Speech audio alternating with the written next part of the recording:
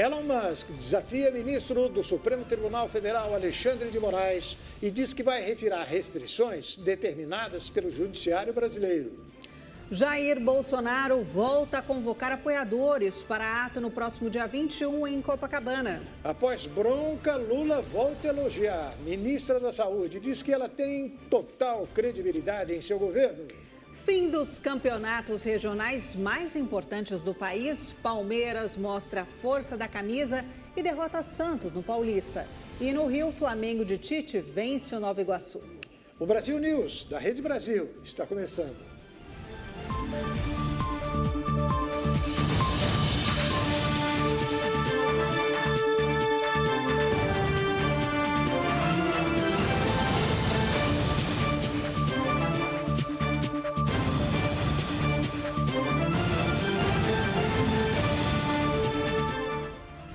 O ministro Alexandre de Moraes, do Supremo Tribunal Federal, ordenou que o empresário Elon Musk seja investigado em um novo inquérito.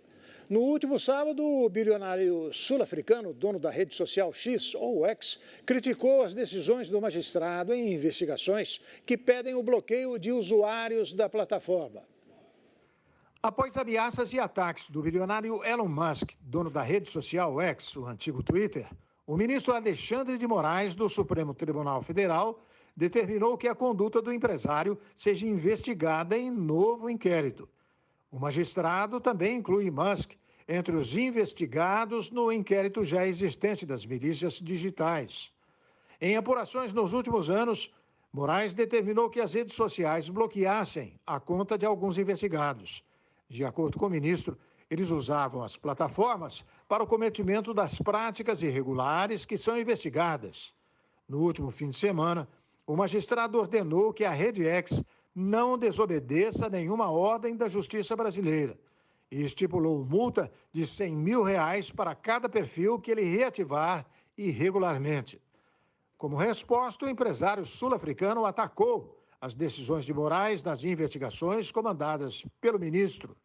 Musk ameaçou ainda reativar os perfis de usuários do X bloqueados pela Justiça. Nas redes sociais, Musk classificou a medida como vergonha e afirmou que as solicitações impostas violam a legislação brasileira. Em outro post, o empresário questionou o porquê das ações. Diante deste cenário, Moraes afirmou que viu indícios de obstrução de justiça e incitação ao crime nas atitudes de Musk nos últimos dias. O Supremo Tribunal Federal rejeitou por unanimidade o poder moderador das Forças Armadas. O Supremo Tribunal Federal, por unanimidade, decidiu nesta segunda-feira rejeitar a ideia de que as Forças Armadas constituíram um poder moderador que pudesse interferir nos três poderes. O julgamento foi realizado em plenário virtual, modalidade em que os ministros não discutem e só depositam seus votos desde 29 de março até hoje. Os 11 ministros votaram contra a medida, acompanhando o relator do caso, Luiz Fux, os ministros Flávio Dino, Gilmar Mendes, Cristiano Zanin, Alexandre de Moraes e Dias Toffoli acompanharam Fux com ressalvas. A ação foi impetrada em 2020 pelo PDT. A legenda questiona alguns pontos da Lei de 1999, que regula o emprego das Forças Armadas. Dentre eles, a atribuição do presidente da República de decidir sobre o pedido do uso de Exército, Marinha e Aeronáutica pelos demais poderes. E o ex-presidente da República, Jair Bolsonaro, convocou os seus apoiadores para uma grande manifestação em 21 de abril, na praia de Copacabana, no Rio de Janeiro. Alvo de diversas investigações judiciais, Jair Bolsonaro convocou seus apoiadores para uma grande manifestação em 21 de abril na praia de Copacabana. 2 meses após uma primeira demonstração da força em São Paulo. O ato do ex-presidente para repudiar acusações de uma tentativa de golpe de Estado reuniu quase 200 mil pessoas em 25 de fevereiro na Avenida Paulista.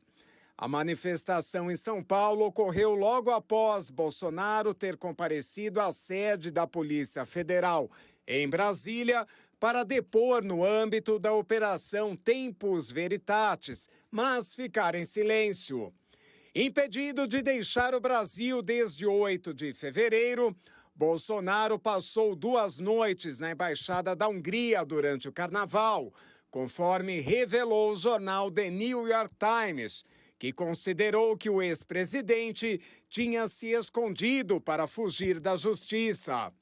A defesa nega a versão do jornal americano e diz que Bolsonaro foi apenas conversar com autoridades do país amigo, que é liderado pelo primeiro-ministro de direita, Viktor Orbán. Bolsonaro também é alvo de várias outras investigações no STF.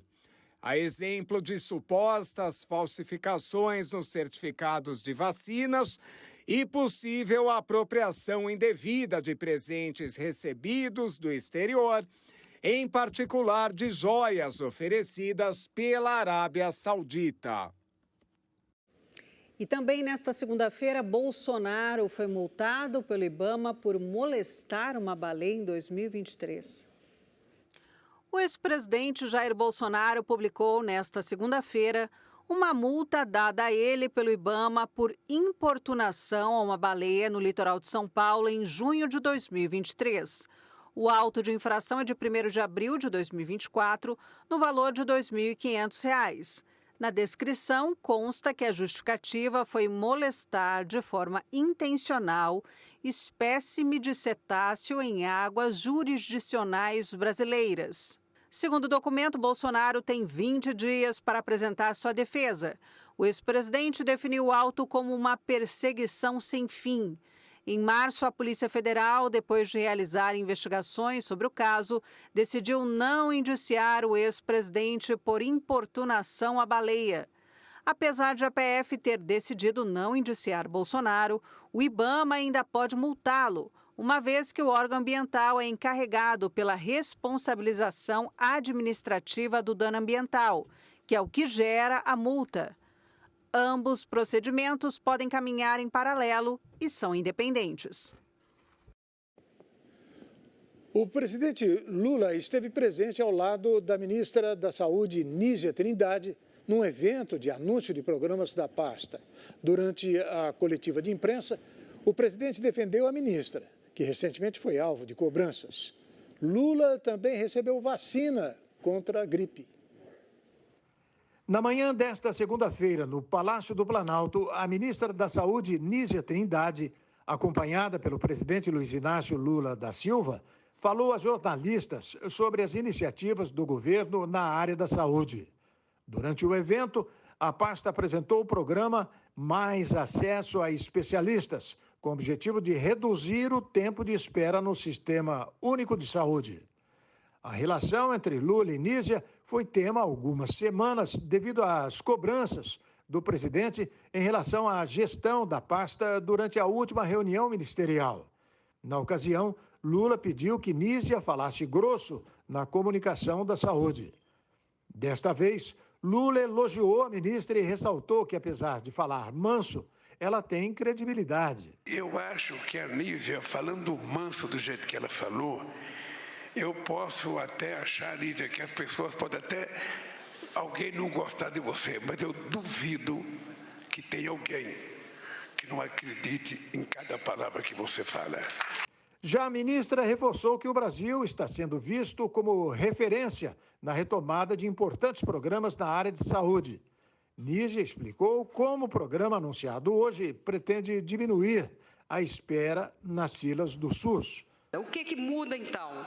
O atendimento é centrado na necessidade do paciente e não procedimentos isolados.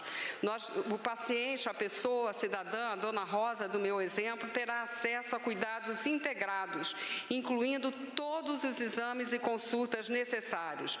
Haverá uma redução do tempo de espera, uma redução da quantidade de lugares que o paciente precisa ir, a ampliação do uso de telesaúde como suporte a todo esse processo.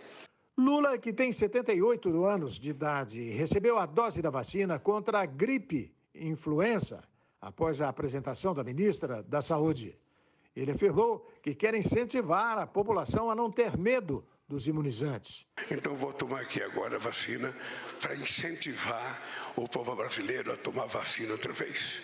Vacina não permite que a vacina a gente não vira jacaré, a gente não vira o que a gente não quer. Vacina a gente evita de pegar doenças que podem matar as pessoas. Portanto, eu, como sou, desde que depois de uma certa idade você volta a virar criança, eu vou tomar a minha vacina aqui para incentivar todas as pessoas brasileiras, homens e mulheres, adolescentes e crianças que precisar, não ter medo de tomar vacina, porque a vacina é uma garantia de que você vai estar prevenido de doenças que podem te levar a morrer. A terceira sessão de julgamento das duas ações que pedem a cassação do mandato do senador Sérgio Moro terminou nesta segunda-feira com placar de 3 votos contra a cassação do mandato e 1 voto a favor. Até o momento, dos 7 desembargadores da corte, 4 votaram. O julgamento será retomado nesta terça-feira. A produção de automóveis cresceu 3,2% em março, segundo a Associação Nacional de Fabricantes. A produção de veículos automotores aumentou 3,2% em março de 2024, em comparação ao mês anterior. Foram 195.751 unidades produzidas no mês, ante 189.684 em fevereiro. Foi o melhor resultado em relação à produção de automóveis no país no ano. Em relação ao mesmo período de 2023, a produção recuou 11,8%. Os dados são da Associação Nacional dos Fabricantes de Veículos Automotores. Já as exportações de veículos produzidas no Brasil aumentaram 6,5% em relação a fevereiro. Foram exportadas 32.706 unidades em março, 2.001 a mais do que o registrado no mês anterior. Já em comparação a março de 2023, o número de exportações diminuiu 28%. Um padre de Nova Friburgo, no Rio de Janeiro, foi preso suspeito de estupro e importunação sexual. Líder religioso, escritor e velejador, o padre Alexandre Pacioli, de 55 anos, foi preso em Fortaleza por determinação da primeira vara criminal de Nova Friburgo. A prisão preventiva foi um pedido do Ministério Público do Rio de Janeiro, que denunciou o padre por importunação sexual e estupro. O padre estava na casa do pai quando foi preso. Ele é suspeito de ter cometido os crimes contra uma mesma mulher em agosto de 2022 e janeiro de 2023. A denúncia foi feita pela Promotoria de Justiça de Investigação Penal da cidade. Segundo a denúncia do Ministério Público, o padre aproveitava a ingenuidade e a fé da vítima, que dizia sentir dores fortes para praticar atos libidinosos. Eventuais vítimas do religioso são orientadas a procurar o Ministério Público do Rio para que novas investigações sejam realizadas. A defesa do padre Alexandre Pacioli afirmou que ainda analisa o caso. Em nota, a Arquidiocese do Rio de Janeiro afirmou que, após tomar conhecimento das acusações, agiu imediatamente afastando o sacerdote de todas as suas funções eclesiásticas. A Polícia Militar identificou o agente que agrediu uma mulher com um tapa no rosto na estação Luz do metrô em São Paulo. No vídeo, o policial aparece discutindo com a vítima, que está sentada na plataforma. Em seguida, o agente dá um tapa no rosto dela. Após a agressão, ele continua gritando com a jovem e apontando o dedo para ela, abandonando o local na sequência. O caso ocorreu no último sábado e as imagens gravadas por testemunhas viralizaram nas redes sociais. A vítima é moradora da cidade de Guarulhos. A Secretaria de Segurança Pública lamentou o ocorrido e informou que a conduta apresentada não condiz com as diretrizes das forças de segurança paulistas. O policial identificado foi afastado temporariamente. E a polícia investiga uma quadrilha que roubou armas de um caminhão numa rodovia do interior de São Paulo. A Polícia Civil investiga a ação de uma quadrilha que rendeu o motorista de um caminhão e roubou uma carga de armamentos na rodovia Dom Gabriel Paulino Couto, em Itupeva. O crime aconteceu neste domingo. Conforme a Polícia Militar Rodoviária, os suspeitos estavam em 2 veículos e 2 motocicletas. Eram pelo menos 10 homens que participaram da ação. Eles renderam o motorista no quilômetro 75 e o levaram até o compartimento de carga do veículo, que tinha como destino a cidade de Goiânia. Em seguida, os criminosos roubaram a carga e fugiram pela rodovia. O motorista do caminhão não ficou ferido. A empresa responsável pelo transporte não informou para a Polícia Rodoviária quantas armas eram levadas. Até agora, nada foi localizado. E o motociclista perdeu o controle e atropelou várias pessoas que estavam na calçada, em Jacareí, no Vale do Paraíba, em São Paulo. 5 mulheres de uma mesma família foram atropeladas por uma moto enquanto caminhavam numa calçada em Jacareí, no interior de São Paulo. A câmera de segurança de um estabelecimento flagrou o atropelamento. O vídeo mostra o momento em que 5 mulheres, inclusive 2 crianças, caminham na calçada quando são atingidas pela moto desgovernada.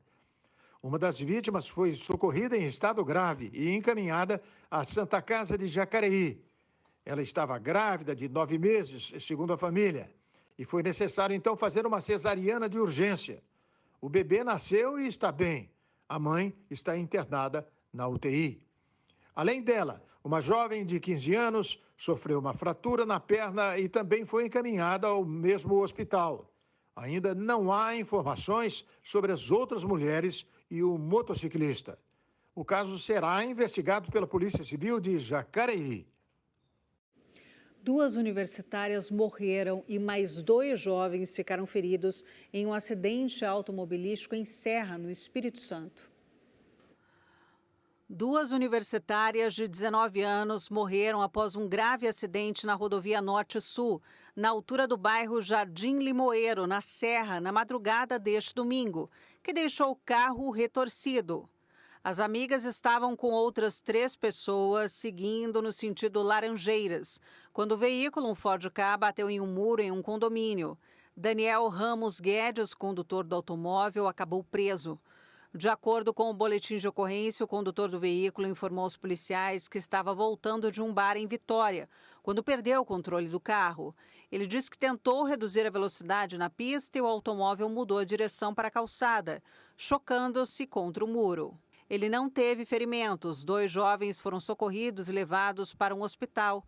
As 2 amigas, Luma Alves da Silva e Natiele Lima dos Santos, estavam no banco de trás e morreram na hora.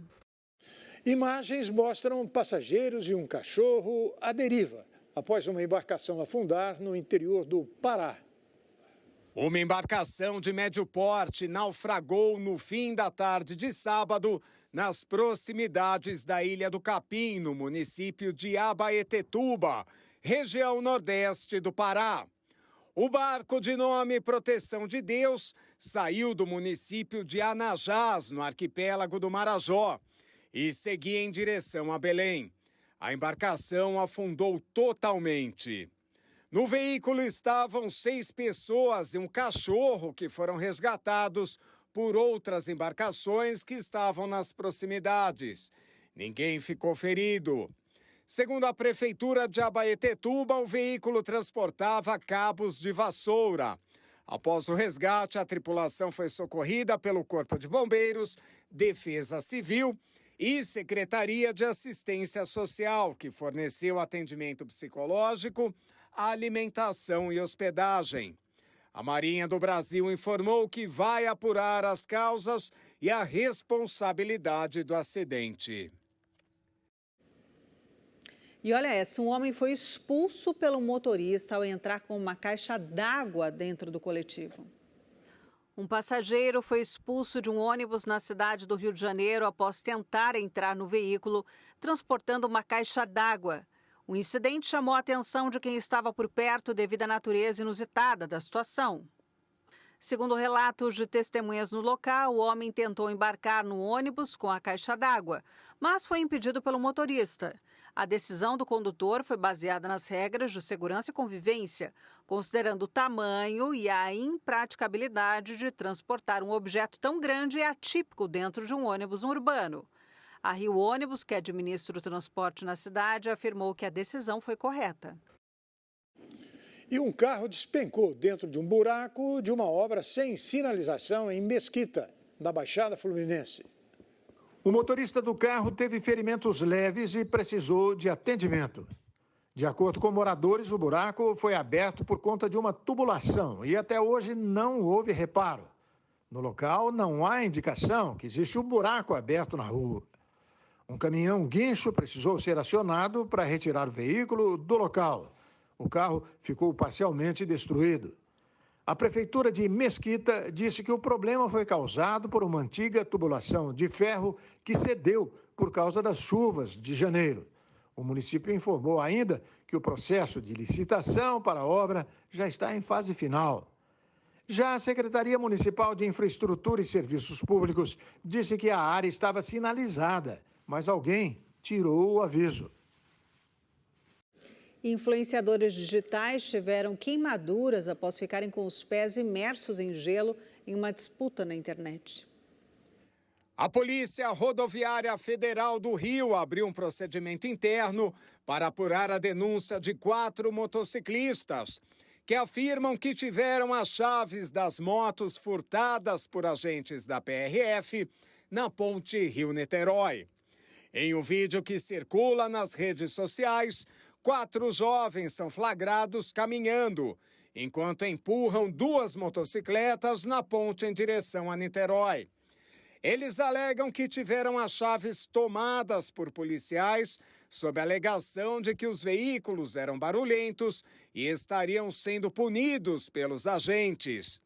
No vídeo, o grupo diz que os policiais os aguardariam no final da ponte para realizar a devolução das chaves.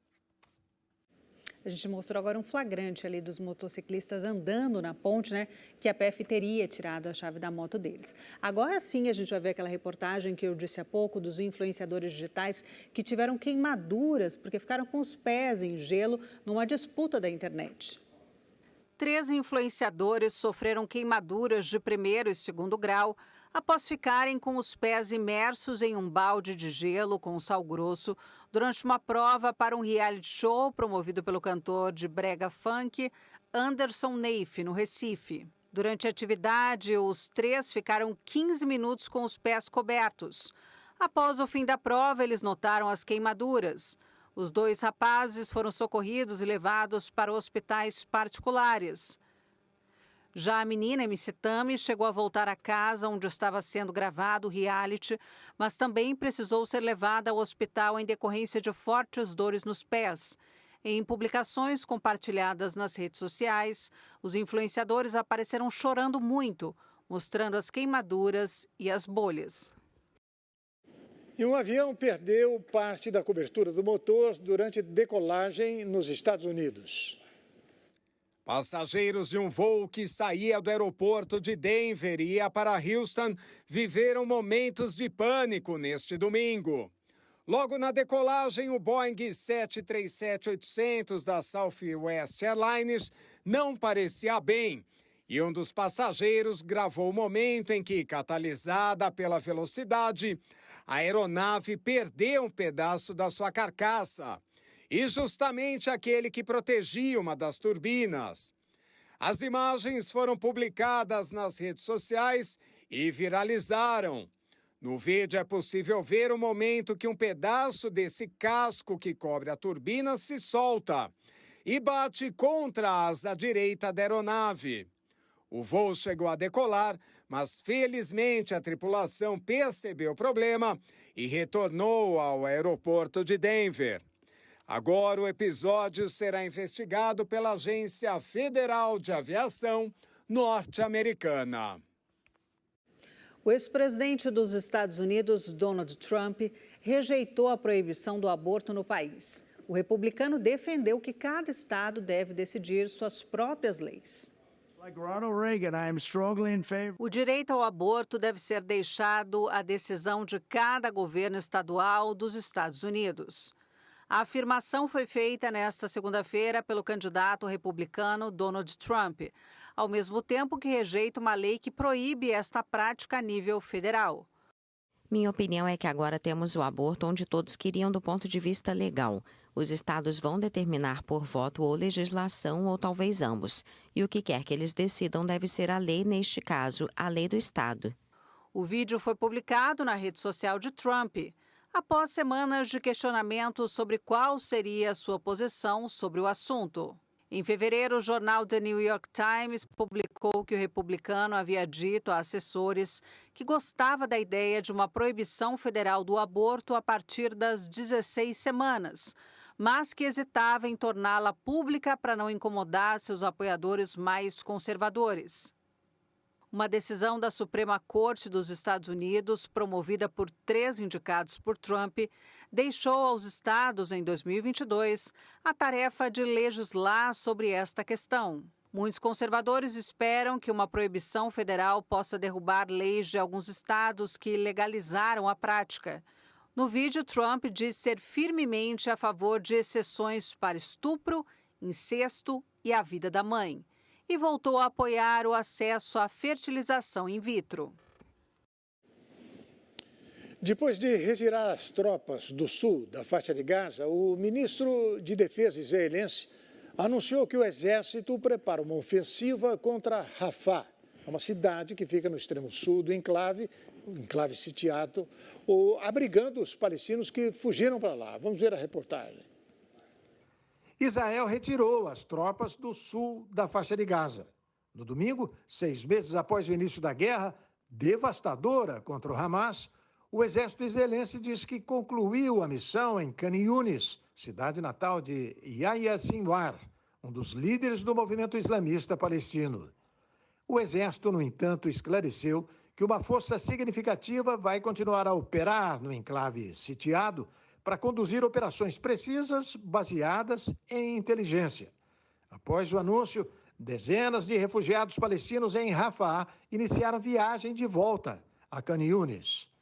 A cidade é de partir o coração, é incrível. Não esperávamos a magnitude da destruição. Não há uma casa sem mártir, feridos ou que não esteja destruída. Não há palavras para descrever.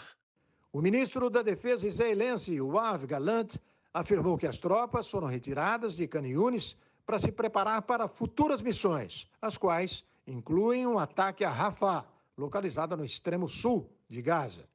A ONU estima que 1,5 milhão de palestinos se espremem nesta cidade, que faz fronteira com o Egito, e é o único grande centro urbano da faixa que ainda não foi alvo de uma operação por terra.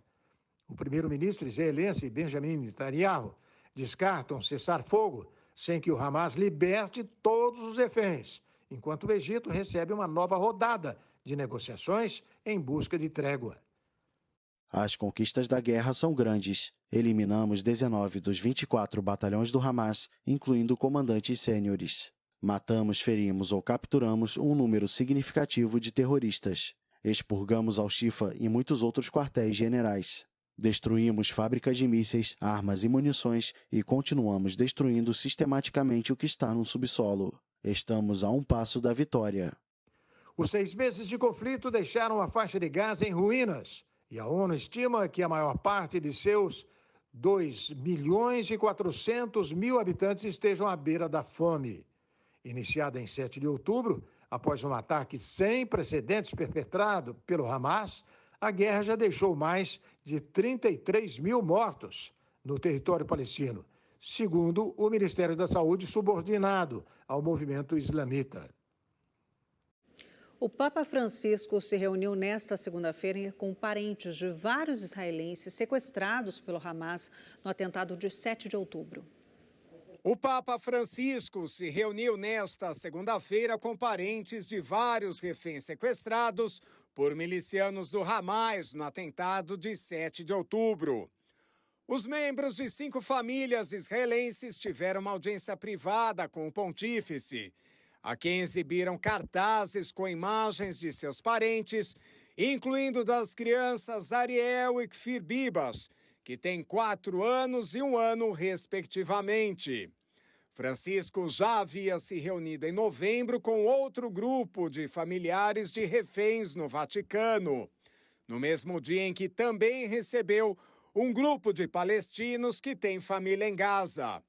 Mais de 250 israelenses e estrangeiros foram sequestrados no ataque perpetrado pelo Hamas, dos quais 129 permanecem em Gaza, incluindo 34 que Israel afirma estarem mortos. Os parentes dos reféns estão na Itália como parte de uma delegação que inclui o ministro israelense das Relações Exteriores, Israel Katz. Ele se reuniu com o homólogo italiano Antonio Tajani no domingo, dia em que o ataque do Hamas ao sul de Israel completou 6 meses. Diplomatas mexicanos deixaram o Equador após a invasão da embaixada. O presidente mexicano rompeu relações com o país da América do Sul. O México retirou seu pessoal diplomático e fechou sua embaixada em Quito neste domingo, após ruptura de relações diplomáticas com o Equador. A crise foi desencadeada pela invasão policial inédita da sede diplomática para capturar o ex-vice-presidente equatoriano Jorge Glass. O grupo de 18 pessoas, formado por funcionários de suas famílias, foi levado ao aeroporto acompanhado pelos embaixadores da Alemanha, Panamá, Cuba e Honduras, que garantiram que sua integridade fosse respeitada, de acordo com o governo mexicano. A saída dos diplomatas ocorre depois que o presidente mexicano Andrés Obrador declarou a ruptura de relações devido à entrada da polícia na Embaixada do México, em Quito, um fato nunca antes visto no mundo e condenado por países latino-americanos e também pelos Estados Unidos. A Nicarágua também rompeu relações com o Equador no sábado. A Organização dos Estados Americanos e as Nações Unidas também rejeitaram essa ação que atenta contra a inviolabilidade das instalações diplomáticas, consagrada na Convenção de Viena. Neste domingo, a Espanha e a União Europeia se juntaram à rejeição, destacando a necessidade de respeito às normas internacionais. O presidente da Bolívia, Luiz Arce, anunciou que havia convocado sua embaixadora no Equador, Segundina Flores. Pelo menos 96 pessoas morreram no domingo no naufrágio de um barco de pesca em Moçambique, que transportava 130 pessoas. Uma tragédia em Moçambique. Dezenas de mortes foram registradas após o naufrágio de um barco de pesca que transportava 130 pessoas. As autoridades da província de Nampula informaram nesta segunda-feira que encontraram mais corpos, elevando o número de vítimas. Os serviços de emergência continuam procurando sobreviventes. Muitas crianças viajavam na embarcação sobrecarregada com destino à pequena ilha de Moçambique, quando o barco afundou na madrugada de domingo. O secretário de Estado, Jaime Neto, afirmou que a maioria dos passageiros tentava fugir do continente devido ao pânico causado pelas desinformações sobre o surto de cólera. O barco não era adequado para o transporte de passageiros e estava superlotado. Moçambique é um dos países mais pobres do mundo e registrou cerca de 15 mil casos de cólera e 32 mortes desde outubro devido à doença, transmitida pela água contaminada. A província de Nampula é uma das mais afetadas e registrou 1/3 dos casos. Espantar mosquitos com misturas de baunilha ou shampoo barato são opções que se popularizam em Buenos Aires como alternativa ao repelente, um produto que se tornou escasso e caro quando o país sofre com sua pior epidemia de dengue. A Argentina vive sua pior epidemia de dengue, com 129 mortes confirmadas desde o início do ano. Para piorar a situação, repelentes estão em falta, levando os argentinos a buscarem alternativas cada vez mais populares, como misturas de baunilha ou shampoo barato para afastar o mosquito transmissor da doença. São caseiros, todos caseiros, porque eu não consegui encontrar off, então fiz de uma forma ou de outra. Tento não sair muito, vou do trabalho para minha casa e de minha casa para o trabalho. Não levo meu neto ao parque, para não ficar na grama, mas ainda assim peguei a doença. Comecei com muita dor de cabeça, muita dor no corpo. E depois, nos últimos dias, com ardência nos olhos, sem apetite. Acho que comi pela última vez na quarta-feira, porque não tenho apetite. Então sim, muita dor no corpo. Paguei R$ 2.800 pelo repelente de mosquitos para casa, e isso é bem caro. Em comparação com o que eu pagava antes, é muito caro. Áreas públicas como parques têm recebido doses de inseticida, popularmente conhecido no Brasil como fumacê.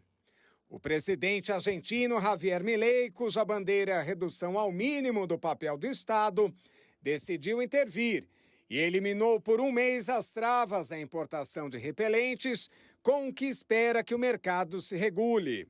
O país ocupa o terceiro lugar em casos de dengue na América Latina, atrás do Paraguai e do Brasil, líder do ranking. O avanço da inteligência artificial abriu as portas para um novo segmento: propagandas feitas com avatares digitais. Agências de publicidade já trabalham com a tecnologia, apontando benefícios como maior celeridade nos processos e também menos custo. A onda de inteligência artificial que inunda o setor digital está mudando o mundo dos influenciadores, que acabam sendo vítimas de novos concorrentes virtuais. Uma agência de publicidade com sede em Barcelona já embarcou de cabeça na novidade e oferece os serviços de Aitana Lopes. Trabalhando com influenciadores, percebemos com o tempo que eles estavam cobrando muito dinheiro e que não podíamos pagar. Então, quando discutimos entre nós, decidimos criar nosso próprio influenciador. Dissemos para nós mesmos que não precisávamos depender de uma pessoa real, mas que poderíamos criar a nossa. E foi assim que criamos a Aitana, que até hoje está arrasando. Descrita pela agência como forte e decidida, a loira com mais de 300 mil seguidores não é uma pessoa real, mas sim um produto muito estereotipado da imaginação dos geeks espanhóis. Basicamente, o que fizemos foi criar uma personalidade para a Aitana. Não queríamos ter um avatar na internet. O que queríamos era uma pessoa com personalidade própria. Como ela falava, como interagia com aqueles que a seguiam. Nós nos inspiramos muito em desenhos animados e videogames, onde sabíamos que poderíamos criar uma comunidade. Antes de criar uma influenciadora, sempre começamos com seus gostos, o que ela gosta de fazer, seus projetos, e contamos sua história. Alguns fatores têm pesado na escolha dela para trabalhos publicitários. Segundo a agência, em projetos tradicionais, as equipes podem chegar a 30 ou 40 pessoas e podem levar 2 meses, enquanto com o avatar desenvolvido são necessárias 3 pessoas para retocar e produzir uma campanha em um espaço de 1 semana. E foi enterrado neste domingo o corpo do cartunista Ziraldo, morto aos 91 anos no último sábado.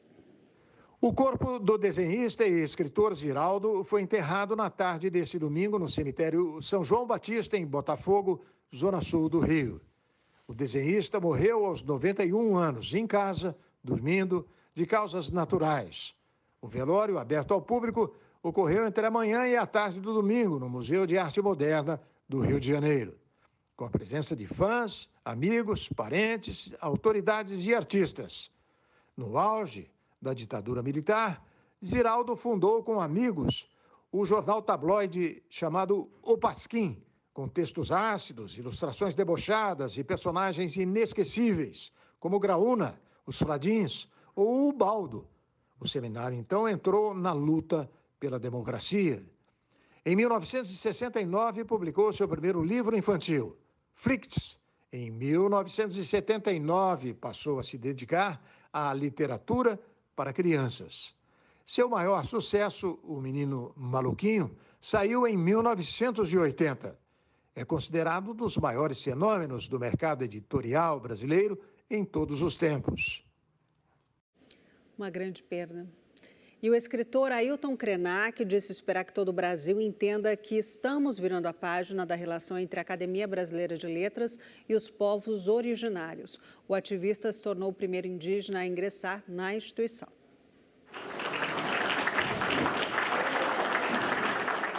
Ailton Krenak é o primeiro membro entre os mais de 300 povos indígenas brasileiros a fazer parte da Academia Brasileira de Letras, considerado um símbolo da língua portuguesa e da literatura brasileira. Eu espero que o Brasil inteiro, os outros brasileiros, possam entender que nós estamos virando uma página da relação da Academia Brasileira de Letras com os povos originários.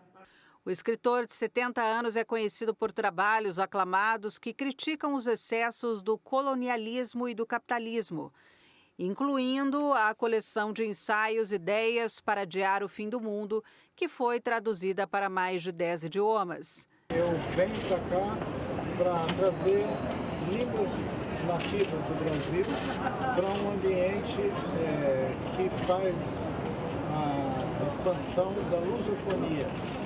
A Academia Brasileira de Letras é portuguesa e eu trago para cá as línguas indígenas. Eu acho que isso faz uma diferença muito grande na história do Brasil. Krenak, que se destacou como escritor, jornalista, poeta, filósofo, ativista e defensor do meio ambiente, foi eleito em outubro com 23 dos 39 votos para ocupar o cargo deixado pelo historiador José Murilo de Carvalho. Eu acho que é um momento histórico na nossa cultura e na história aqui da academia. Ele é um homem extraordinário, é um brasileiro por excelência, absolutamente resultado desse país. Então, estou muito contente de estar aqui hoje. A academia, que por vezes enfrentou acusações de racismo, gradualmente começou a refletir nos últimos anos sobre a diversidade do Brasil. Em 2022, o compositor e cantor e o ex-ministro da Cultura Gilberto Gil passou a integrar a instituição. Muito importante para nós todos, colegas dele agora, enfim, eu acho que é importante para todo esse projeto, esse processo, não é, de aceleração do desenvolvimento brasileiro. Krenak prometeu usar sua posição para ajudar a lançar luz às quase 200 línguas indígenas do país.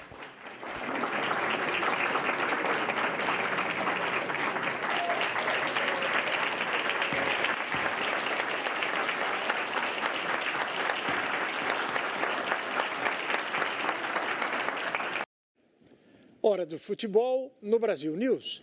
Na grande final do Paulistão, Palmeiras derrotou o Santos e conquistou o tricampeonato seguido da competição. Já no Carioca, o Flamengo ficou com o título após vencer o Nova Iguaçu no Maracanã.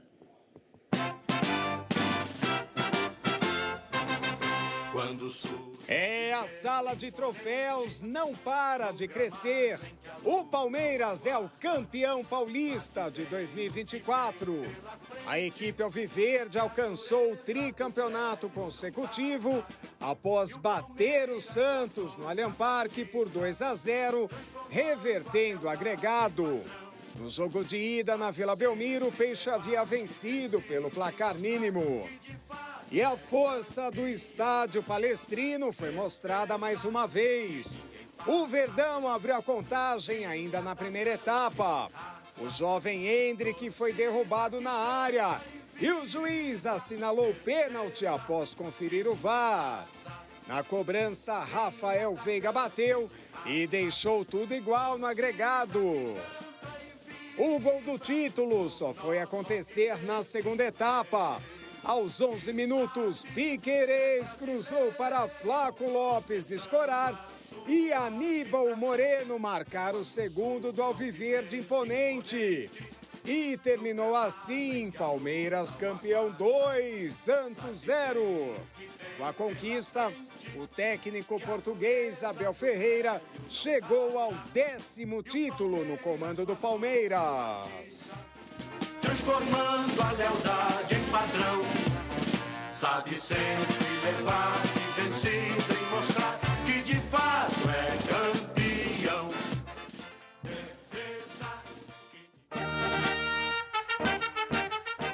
Já na Cidade Maravilhosa, quem comemorou foi a torcida rubro-negra.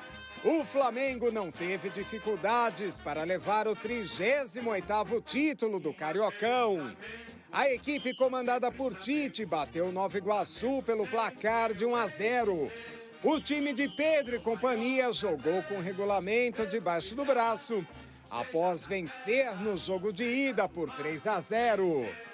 O único gol do jogo só foi acontecer na segunda etapa.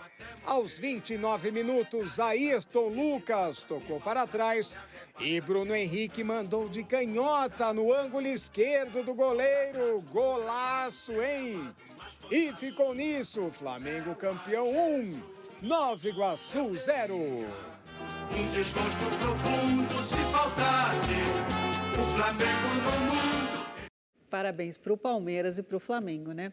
E a gente lembra que nesta terça-feira o Brasil News começa um pouquinho mais tarde, às 7h15 da noite. E logo na sequência, ao vivo, tem programa Padre Alessandro Campos.